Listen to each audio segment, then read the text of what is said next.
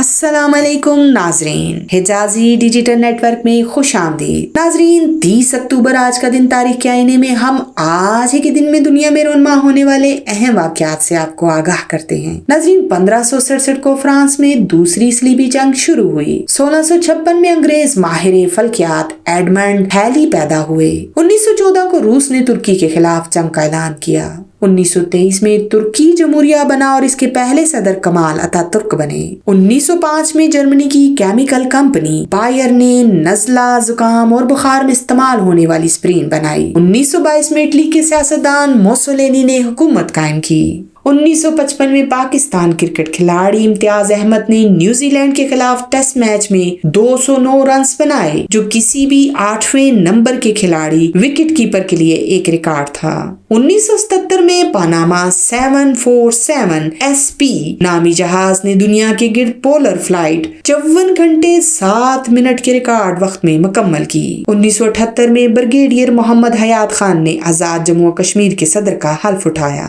1941 میں محمد اسد ملک پاکستانی ہاکی کے کھلاڑی کی پیدائش ہوئی۔ 1984 میں خواجہ خورشید انور پاکستانی موسیقار وفات پا گئے۔ ناظرین، آج کی معلوماتی ویڈیو آپ کو کیسی لگی؟ اپنی رائے سے ضرور آگاہ کیجیے گا۔ ہمارے چینل کو دیکھنے کا بہت بہت شکریہ۔ اپنا بہت سا خیال رکھیے گا۔ اللہ نگہبان۔